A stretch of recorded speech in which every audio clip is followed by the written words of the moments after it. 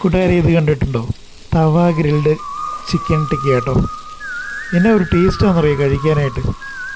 നമ്മൾ സാധാരണ chicken ginger garlic പേസ്റ്റും ഉപ്പും നാരങ്ങാനീരും പുരട്ടി ഒരു ഹാഫ് ആൻ അവർ വെച്ചതിന് ശേഷം ഹാങ് കേട്, അതായത് തൈര്, വെള്ളം കളഞ്ഞ് എടുക്കുന്ന തൈര്, മുളക് പൊടി, മല്ലിപ്പൊടി, മഞ്ഞൾപ്പൊടി, ജീരക പൗഡർ, ഗരം മസാല, ഉപ്പ്, ചെറുനാരങ്ങ നീര് എല്ലാം കൂടെ മിക്സ് ചെയ്തിട്ട് ഒരല്പം കടലമാവ്,